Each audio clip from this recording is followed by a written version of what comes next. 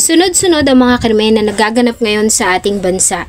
Kasabay ng malamig na ihip ng hanging amihan ay ramdam mo din ang mga luha at pighati ng mga pamilya ng mga biktima. Bago pumasok ang December 2025, isa pang nakakabahalang pangyayari ang mabilis na nag-viral sa social media at mga pahayagan. Isa na namang walang kalaban-laban na batang babae ang natagpo ang patay sa Butuan City matapos na mawala ng ilang araw. Tagpuan na ang 9 na taong gulang na batang babae na ilang araw nang napaulat na nawawala sa Butuan City. Sa kasamaang palad, wala na siyang buhay at hinihinalang ginahasa pa.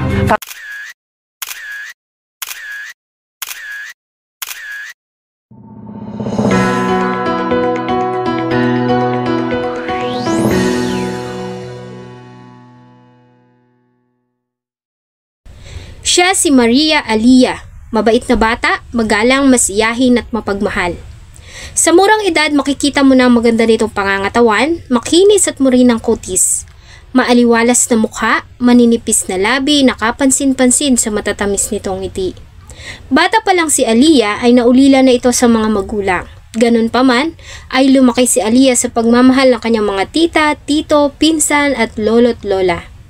Bagamat wala ng mga magulang ay hindi naramdaman ni Alia ang labis na pangungilila dahil sa labis na pagmamahal din naman na pinaparamdam sa kanya ng pamilya.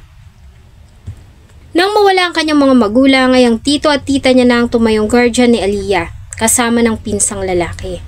Malapit si Alia sa kanyang tito at tita na siya na ring tinuring ng mga magulang.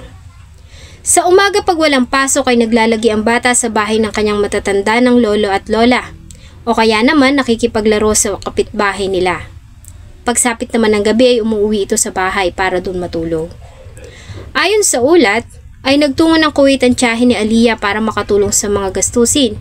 Hindi na kasi sapat ang kinikita ng kanyang tito sa kanilang pang-araw-araw na gastusin. At sa lumalaking gastos sa pag-aaral ng dalawang bata. Ganun pa man, nanatili si Alia sa pangangalaga ng kanyang tito na siya namang nagtatrabaho din kaya malimit maiwan ang bata sa bahay.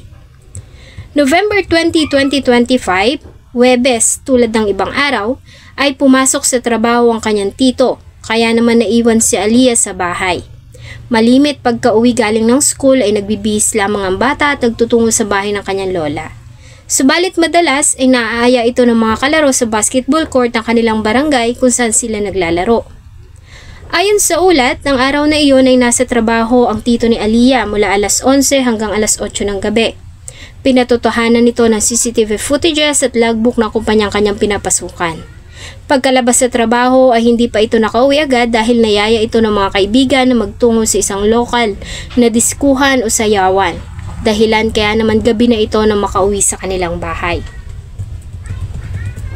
Pag-uwi sa bahay, nagtaka siya dahil hindi niya na dinatnan si Alia doon.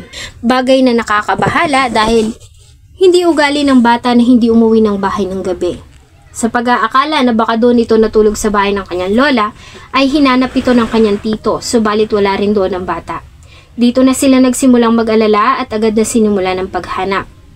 Nagbahay-bahay ang pamilya, nagbabaka sakali na makikita si Alia, subalit bigo sila na makita ito. Sa labis na pag-aalala ay agad na ring dumulog ang tito ni Alia sa tanggapan ng kapulisan para i-report ang pagkawala ng bata. Kinabukasan, ay agad na isinagawa ang search operation na pinangunahan ng barangay officials ng barangay Los Angeles, Butuan City. Nagsimula na ring manawagan sa social media sa maaaring nakakakita sa bata, kapuwang din nila sa paghahanap ang grupo ng Butuan City Municipal Police na nagsagawa ng investigation. Sa ginawa nilang pag-iimbestiga ay ilang mga witnesses ang kanilang nakapanayam, kasama na nga rito ang mga batang huling nakasama ni Alia bago ito mawala. Kwento ng isang kalaro ni Alia ay inabot pa sila ng gabi sa paglalaro, nang bigla na lamang umalis si Alia at magtungo sa madilim na bahagi ng barangay. Nakita niya na may kinausap itong isang matandang lalaki na nakasuot ng jacket na itim at nakasombrero. Ayon sa bata ay hindi niya nakita ang mukha ng lalaki dahil madilim. Matapos ang pag-uusap ay napansin niya na lang na naglakad si Alia at sumunod sa lalaki. Hindi naman nila ito pinansin kasi inakala nila na uuwi na si Alia. Ngunit nabalitaan na lang nila na hindi pa ito nakakauwi sa kanilang bahay. Maliban sa mga bata ay may ilang netizens din na nakapansin sa lalaking huling nakausap ni Alia. Ayon pa nga sa kanila ay tila kilala ng bata ang kanyang kausap dahil kusa itong sumama sa lalaki ng gabing iyon. After mga 10:30, napansin daw nila na yung bata ay sumama po sa isang matandang lalaki na parang lasing daw. Yun yung alleged na sinabi po sa amin sa pag-conduct ng investigation. So, after nun, hindi na po nila nakita yung bata. Dahil dito ay agad na naglabas ng missing person notice ang kapulisan ng Butuan City. Kalakip ng halagang 20,000 pesos na reward money sa kung sinong makakapagbigay ng impormasyon sa kinaroroonan ng bata. November 21, 22, 23. Walang humpay ang grupo sa ginawang paghahanap. Lalo na nga ang pamilya. Araw at gabi ay nag-iikot sila sa masusukal na bahagi ng Purok 17, Sigla Village sa Barangay Los Angeles sa pagbabakasakali na makikita na nila si Aliyah. Subalit tulad ng dati ay umuwi pa rin silang luhaan at walang balita sa kinaroroonan ng bata. November 24, 2025. Tulad ng mga naunang araw, hindi tumigil sa paghahanap ang grupo. Bagamat maputik ang daan dahil sa pagulan ay hindi ito alintana ng search party. Dala ang mga payong at kapote ay muli nilang nilibot ang masusukal na lugar na nasasakupan ng Barangay Los Angeles. Sa pagkakataong ito ay hindi naman sila nabigo. Pagsapit kasi ng alas 8:28 ng umaga ay natagpuan nila ang hinahanap. Sa masukal na sapa na ito sa Purok 5, Sitio Locsohon, Barangay Angeles ay natagpuan nila si Aliyah. Nakakapanlumo nga lang dahil isa na itong naaagnas na bangkay. Ayon sa nakakita sa katawan, maaga pa silang naglilibot sa lugar kasama ng ilan pang grupo ng mga kalalakihan nang mapansin niya ang katawan ng bata na nasa gilid ng sapa. Una na niyang napansin ang kulay pula nitong suot na short. Hindi mo agad mapapansin ang katawan dahil bahagya itong nakasuksok sa makakapal na damo sa gilid ng sapa at napapalibutan pa ng mga water lilies. Nang lapitan niya ay doon na nga niya nakumpirma na katawan ng tao ang kanyang nakita. Bagamat nakadapa ito ay hinala nila na ito na nga ang hinahanap nilang si Aliyah. Ang report ay agad namang nakarating sa tanggapan ng kapulisan ng Butuan City na agad na nagtungo sa lugar kasama ang grupo ng Scene of the Crime Operatives. Umuulan ang araw na yon na tila ba umiiyak din ang langit sa sinapit ng biktima. Medyo maputik ang daan patungo sa sapa at sadyang may kasukalan din dahil sa malalagong damo at mga nagtataasang puno. Bihira ang tao na nagtutungo sa bahagi na iyon ng Barangay Los Angeles. Pagdating nila sa area ay marami ng tao sa lugar. Hindi alintana ng mga ito ang sama ng panahon at ang putik. Lahat nalulungkot at nais na malaman kung ano ang nangyari sa bata.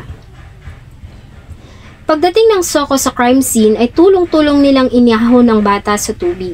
Ayon sa initial report ay nakitaan nito ng mga senyales ng panggagahasa bagamat una na nga nilang sinabi na kailangan pa itong kumpirmahin sa autopsy. Ang lugar kung saan natagpuan ang katawan ni Aliyah ay malapit lamang sa kanilang tinitirahan bagamat walang masyadong kabahayan sa area. Bago mo kasi marating ang sapa ay dadaan ka sa malawak na taniman ng nyog at papasok sa masukal na kagubatan. Sa huling report na binahagi ng PNP ayon sa kanila, sa ngayon ay mayroon na silang kinukonsiderang 3 hanggang 4 na mga persons of interest. Bagamat wala pa silang sapat na ebidensya na magpapatunay sa nasabing aligasyon, kaya naman hindi pa nila magawang arestuhin at ilabas ang pangalan ng mga POIs. Ganun pa man, ayon sa PNP, ay ginagawa nila ang lahat para mabigyan ng hustisya ang nangyari sa bata. Sa ngayon po, mayroon na po tayong mga persons of interest na ina-identify. Pero kinukuhan po natin ng mga detalye, kinakandakan pa po ng investigation para po sa mas concrete na evidence. Ang katawan ni Aliyah ilang araw din na inilagak sa basketball court sa Purok 17, Barangay Los Angeles.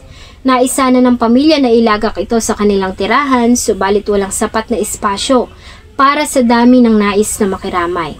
Kaya naman napilitin sila na sa mismong basketball court ilagay ang bata. Matapos ang lamay, inihatid na rin si Aliyah sa kanyang huling himlayan. Sa pagkakataong ito ay makakapiling na niya ang mga magulang. May mga haka-haka na lumalabas na maaaring may kinalaman ng tito ni Aliyah sa pagkamatay ng bata, bagay na mariin namang kinundina ng pamilya.